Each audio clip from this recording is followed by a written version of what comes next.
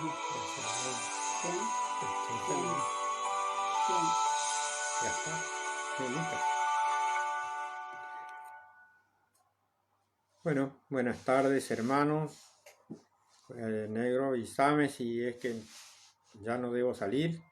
Todavía no debo salir, quiero decir. De cualquier manera, vamos a ir dando comienzo a esta reunión de esta tarde, luego de escuchar este hermoso himno que nos invita a seguir al Señor Jesús en todo lo que Él nos indique.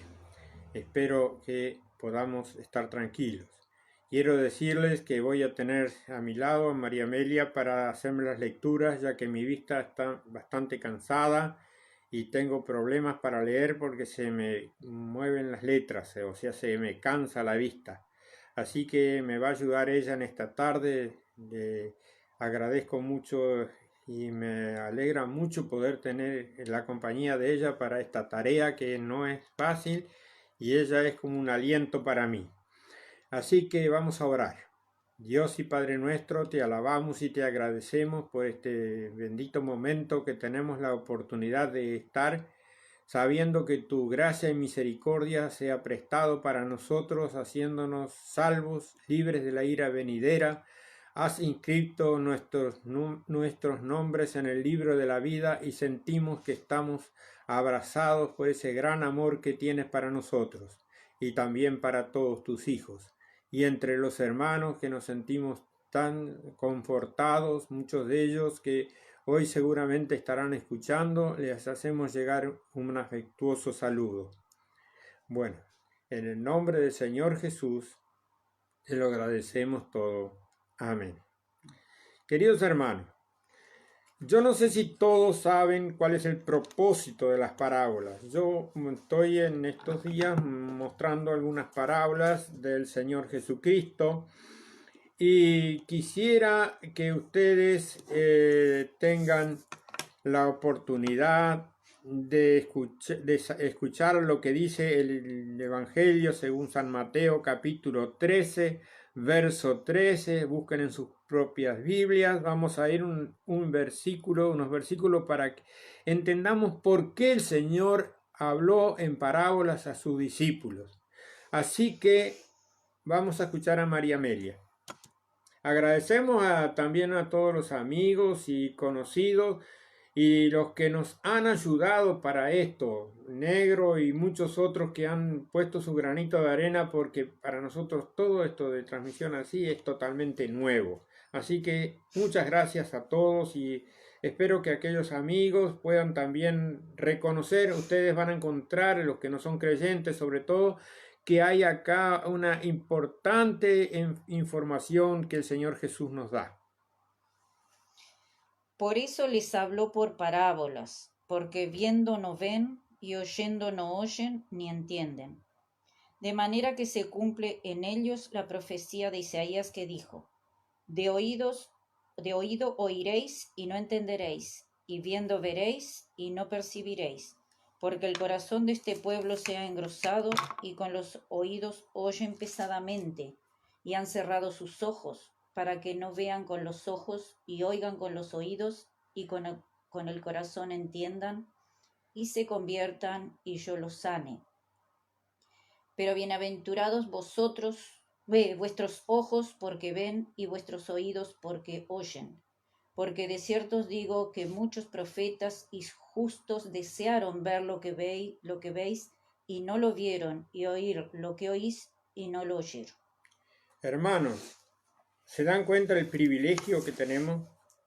Pero bienaventurados vuestros ojos porque ven, vuestros oídos porque oyen, vuestros entendimientos porque entiende estas cosas. Hermanos, cuidemos esta oportunidad que tenemos de adelantar a cada uno en este día de hoy esa necesidad de ser salvos. Dice acá, leímos por qué el Señor le hablaba por parábolas, para que pudieran entender. Vamos a tratar nosotros de interpretar hoy una parábola que está a continuación. Se dice la parábola del trigo y la cizaña en el verso 24 de este mismo capítulo. Así que escuchemos lo que lee nuestra hermana. Les refirió otra parábola diciendo: el reino de los cielos es semejante a un hombre que sembró buena semilla en su campo. Pero mientras dormían los hombres, vino su enemigo y sembró cizaña entre el trigo y se fue. Y cuando salió la hierba y dio fruto, entonces apareció también la cizaña. Vinieron entonces los siervos del padre de familia y le dijeron: Señor, ¿no sembraste buena semilla en tu campo? ¿De dónde pues tienes cizaña? Él les dijo: un enemigo ha hecho esto. Y los siervos le dijeron: ¿quieres pues que vayamos y la arranquemos? Él les dijo: no, no sea que al arrancar la cizaña arranquéis también con ella el trigo. Dejad crecer juntamente lo uno y lo otro hasta la siega. Y al tiempo de la siega yo diré a los segadores: recoged primero la cizaña y atadla en manojos para quemarla, pero recoged el trigo en mi granero. Qué tremendo, ¿no? Encontramos un caso típico, al menos acá en Uruguay, del medio rural. La importancia que hay en el medio rural y donde más a veces cuesta tener es la semilla genuina o limpia, como le llamábamos entonces, porque el trigo generalmente se tenía que plantar limpio de plagas. Y entonces aparece acá una palabra que aparece 3 o 4 veces en este capítulo y nada más. ¿Por qué? Por la sencilla razón de que nadie, ninguno de los, sobre todo Lucas, que era el que recopilaba de los otros escritores de los evangelios para hacer su evangelio y lo que él había entendido de estar con el Señor, él sacó un evangelio bastante completo, Lucas, porque él se apoyó mucho en sus compañeros de milicia. Y acá vemos lo siguiente, que la cizaña era algo que era una plaga en aquella época. Seguramente que oída, yo por lo menos la tengo oído, no tengo oídos de ella hasta que agarré las escrituras. Y mi padre suponía, por la información que hay acá en la misma Biblia, que dice era igual que el trigo y se confundía prácticamente con el trigo por la hoja, hasta que da semilla no se sabe si es cizaña o si es trigo. Entonces al arrancar la cizaña podíamos arrancar el trigo. Esa planta se conocía y algunos chacareros del Uruguay lo conocerán, que se le llamaba balango o avena silvestre. Tiene la misma forma de la avena común o como digo, la avena silvestre, pero la avena común y el arroz tienen el mismo sistema de floración y de semilla y sobre todo el racimo, porque el trigo, la cebada y el centeno, todo eso son espigas y esto es un racimo, la espiga forma un racimo.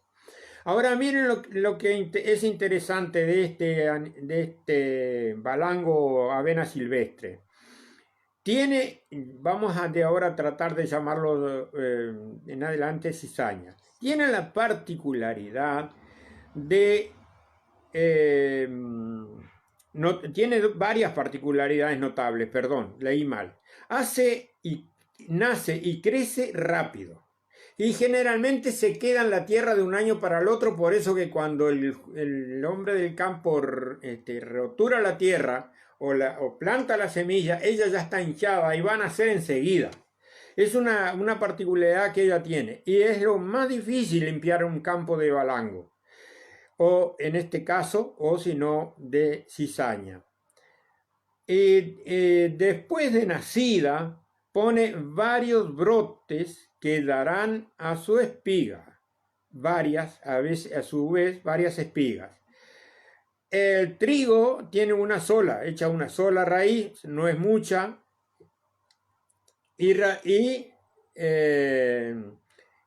el balango o la cizaña trata o procura cubrir o acercarse a la semilla de trigo y a la raíz del trigo, y de ahí que él le causa bastante daño al trigo porque le chupa, podríamos decir hablando en nuestro idioma, mucha agua, le absorbe mucha humedad al trigo, y entonces al ser mucho más radical la semilla de la cizaña que la del trigo, ella crece más rápido.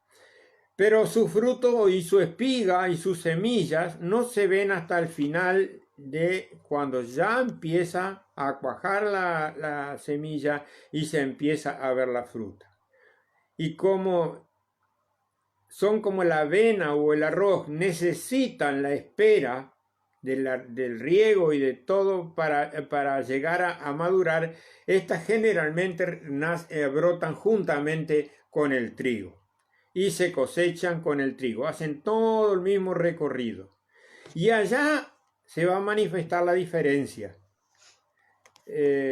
natural. El trigo da pocas espigas, o una, porque hoy se planta hilerado, entonces las semillitas van una después de otra, y de esa manera van haciendo una plantita por vez. Pero la cizaña, al contrario, tiene muchas espigas. Cuando nosotros nos tocaba hacer esa limpieza, papá nos recomendaba muchísimo que no sacáramos si estaba muy espeso el trigo, o que la dejáramos tranquila, que después la máquina, que tiene un clasificador, se iba a encargar de sacarla. Pero como no la saca todo, uno trataba de evitar todo lo posible. Esta información que le di sobre este yuyito, para que ustedes tengan una idea de lo difícil que era erradicarla, o al menos tenerla cortita, como decíamos nosotros, para que ella no avanzara demasiado en el campo.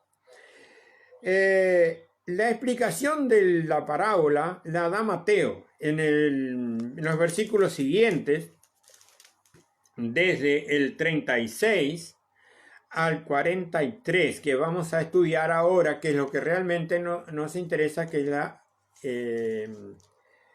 la explicación espiritual, podríamos decir, de lo que nos quiere decir Mateo cuando dice esta parábola. Así que vamos a ir leyendo, María Amelia va a leer y yo después voy a repasar todo esto paso por paso. Entonces, despedida la gente, entró Jesús en la casa, y acercándose a él sus discípulos le dijeron: Explícanos la parábola de la cizaña del campo. Respondiendo él les dijo: El que siembra la buena semilla es el Hijo del Hombre. El campo es el mundo. La buena semilla son los hijos del reino, y la cizaña son los hijos del malo. El enemigo que la sembró es el diablo. La siega es el fin del siglo, y los segadores son los ángeles. De manera que como se arranca la cizaña y se quema en el fuego, así será en el fin de este siglo.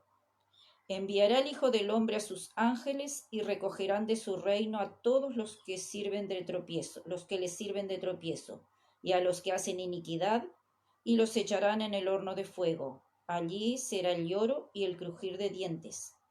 Entonces los justos resplandecerán como el sol en el reino de su Padre. El que tiene oídos para oír, oiga. Quiero volver a leer la última parte de este último versículo. Y el que tiene oído para oír, oiga. Cuando el Señor dice eso, está exigiendo, o al menos haciéndonos entender, que debemos de escuchar lo que Él nos dice. ¿Tenés oído? Oí, nos está diciendo. Ahora se dan cuenta ustedes, los discípulos que eran discípulos no habían entendido. Y el Señor, en una parte un poquito antes, dice que a ustedes los discípulos saben lo que refiero cuando les hablo directamente, pero a la gente que no es como ustedes, o sea, los del mundo, podríamos decir, tengo la necesidad de hablarle por parábolas para que entiendan. Los que hoy son creyentes dirán, ¿para qué nos está diciendo esto que lo recontra conocemos? Pero quizás entre ustedes haya alguno que todavía no es creyente y no ha aceptado a Cristo como Salvador, y esto le puede dar una idea de dónde irá a ir el día que Cristo venga por su iglesia. Que dicho sea de paso, al ver los acontecimientos que tenemos a la vista de la pandemia que hay, no creemos que esté muy lejos. Nadie tiene fecha, yo tampoco, pero el Señor dice que cuando veas la higuera que brota es porque el verano está cerca. Y estas son la información que dejó el Señor. Pero vamos a ver estos versículos, que es lo que más nos interesa.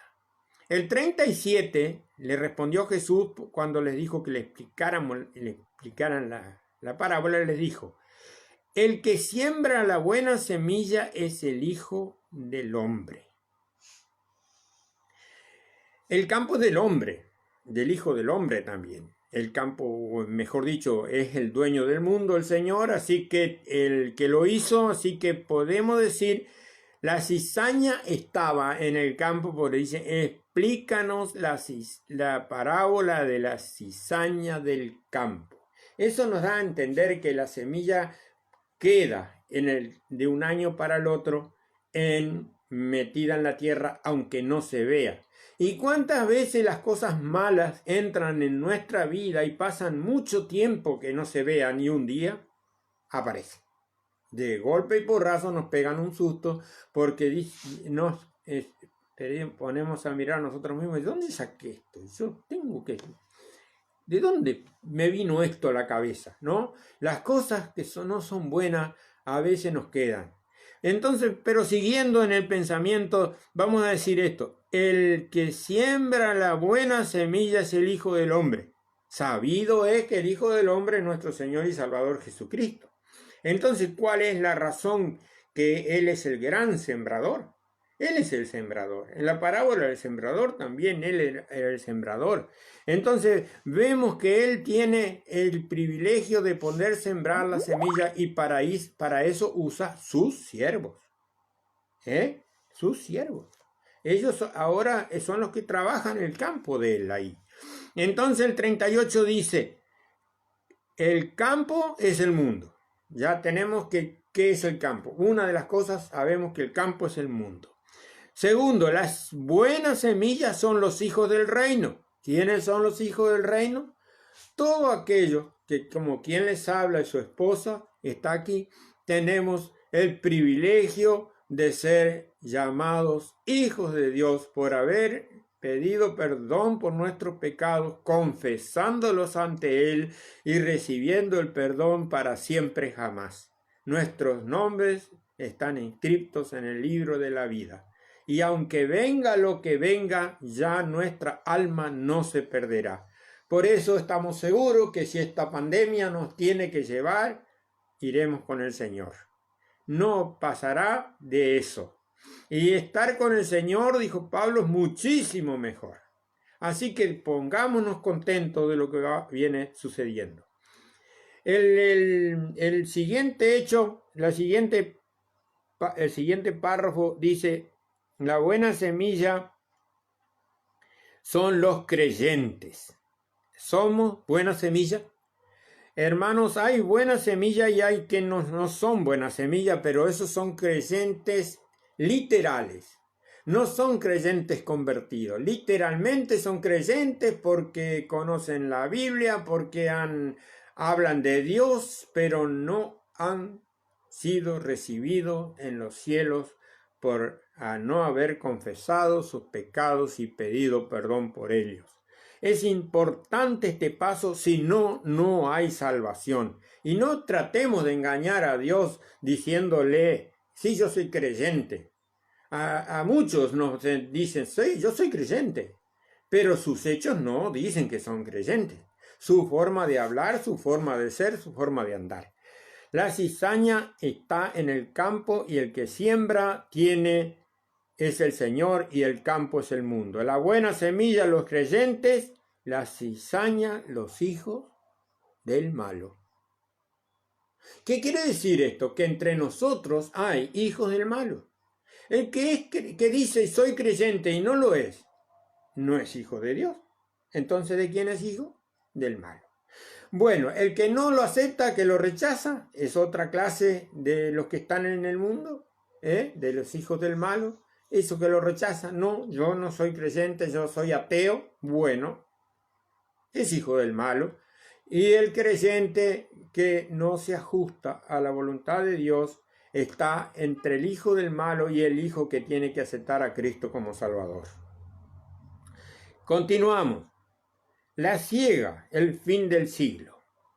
Dice el enemigo que sembró es el diablo. Bueno, ya sabemos, la siega es el fin del siglo. No, ojo, la siega es el fin del siglo, no el arrebatamiento. Lo primero que viene es el arrebatamiento. La siega viene después. Cuando venga la siega, los creyentes ya van a estar con el Señor. Entonces, es notable. Acá puede interpretarse también que la siega podría ser la venida del Señor, por lo que dice, pero yo no me doy cuenta si es realmente así.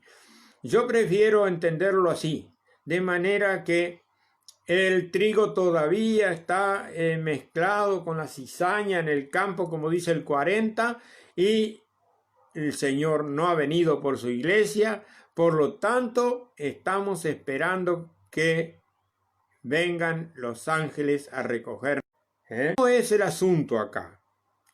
Enviará, dice el Hijo del Hombre, a sus ángeles y recogerán de su reino todos los que sirven de tropiezo para hacer iniquidad. Aún hay dentro de los creyentes, como puede ser leído en un libro, un comentario de Moody, que le voy a leer un versículo acá, una explicación del versículo 38 y 39 de este siervo del Señor tan eminente en la interpretación de la palabra. Dice respecto a estos dos versículos: el campo es el mundo, no la iglesia. No es la iglesia, dice. Los hijos del reino, igual, esos son la iglesia. Igual que los de que en la explicación del sembrador, en este caso la semilla ha producido plantas, ha producido frutos. Así que surgen así como surgen los genuinos creyentes de Cristo, surge una falsificación del diablo, cuyos hijos a menudo se disfrazan como creyentes. Segunda de Corintios 11, 13 y 15. Y hay otros cuantos versículos en las cartas de Pablo y también entre los evangelios del Señor Jesucristo, donde el Señor le dijo: apartaos de mí, no os conozco. Qué tristeza cuando van a decir que en el nombre de Cristo hicieron esto o aquello, y hoy se levantan muchos diciendo esas cosas y creyendo que tienen poderes que no existen. Estuve leyendo más profundamente, pero no lo quiero decir en esta tarde. La cantidad de situaciones que se están presentando entre aquellos que están haciendo milagros con la salvación, queriendo ser sanidades milagrosas, que no se han puesto en condiciones. Perdón, porque están ladrando los perros, voy a hacer una pausita. Tenemos la oportunidad de seguir con esto ahora, que se callaron un poco los perros. Justo vino una visita. Y dice que, volvemos al 38, el campo es el mundo, la buena semilla los hijos del reino, y las cizañas son los hijos del malo. Y el enemigo la sembró, es el diablo, la siega es del fin del siglo, y los segadores son los ángeles. manera que como se arranca la cizaña y se quema en el fuego, así será en el fin de este siglo. En el fin de este siglo. Yo entiendo que no es el arrebatamiento, es cuando el Señor venga con sus santas decenas de millares a presentarse ante el trono blanco y ante el trono de juicio. Dice el verso 41, enviará el Hijo del Hombre a sus ángeles y recogerán de su reino a todos los que sirven de tropiezo y hacen iniquidad. Ya leímos ese pasaje y mencioné en 2 lugares. Y los echarán en el horno de fuego y allí será el lloro y el crujir de dientes. Queridos, yo no quisiera decir esto, pero la palabra de Dios y la obediencia a ella me obliga a ser textual. Los echarán en el horno de fuego y allí será el lloro y el crujir de dientes. ¿Qué quieres? ¿Qué quieres tú que no eres creyente todavía? ¿Esperar llegar a ese lugar? Y si estás como dije, que tú dices que sos creyente, pero no haces lo que el Señor te dice, ¿querés que te echen al fuego? Seguimos diciendo que y los echarán, el 43. Entonces los justos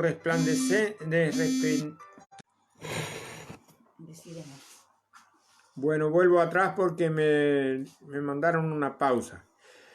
Los echarán, el 42, los echarán en el horno de fuego y allí serán el lloro y el crujir de dientes. Entonces los justos resplandecerán como el sol en el reino de su Padre.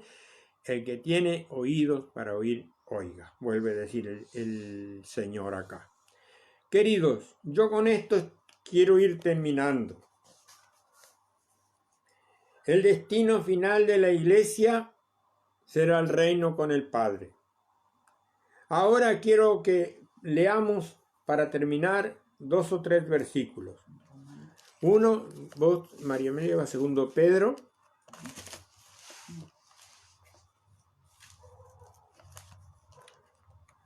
Segunda de Pedro 1, 19 y 21. No, primera Pedro. No, a ver. Primera de Pedro, perdón. Primera de Pedro 19 y 21, discúlpenme. Si quieren ya buscar otro para leer, el Hebreos 6, 18 y 19. Y después tenés una en Romanos 8. Primera Pedro, Romanos 8. Sí, no, primera de Pedro, leo. Sí, por favor. Sabiendo que fuisteis rescatados de vuestra vana manera de vivir, la cual recibisteis de vuestros padres, no con cosas corruptibles como oro o plata, sino con la sangre preciosa de Cristo, como de un cordero sin mancha y sin contaminación, ya destinado desde antes de la fundación del mundo, pero manifestado en los postreros tiempos por amor de vosotros, y mediante el cual creéis en Dios, quien le resucitó de los muertos, y le ha dado gloria, para que vuestra fe y esperanza sean en Dios. Yo no voy a comentar este versículo, pero se lo dejo para que ustedes lo mediten. Mediten estos versículos. Ahora leo en 6 de Hebreos. Hebreos 6, 18 y 19.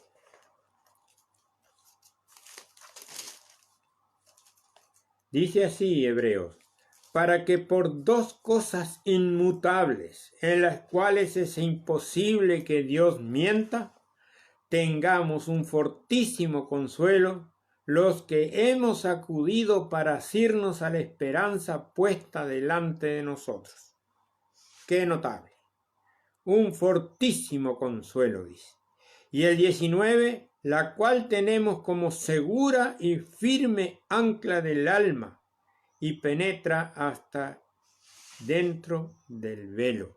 Así sucedía con el judío que aceptaba a Cristo, podía entrar dentro del velo. Y ahora en Romanos 8,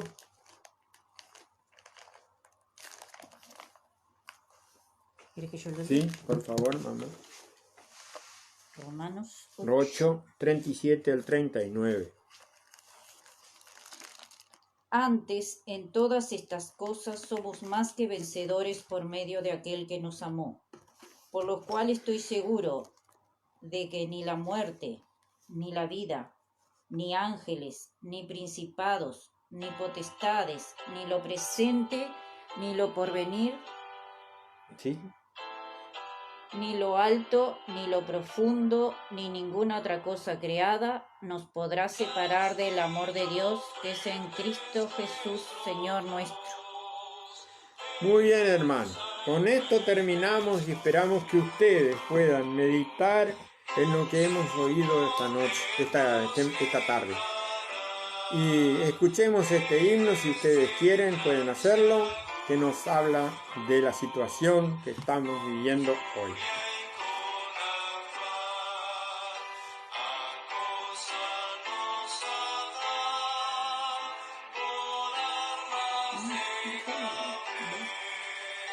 Astucia y gran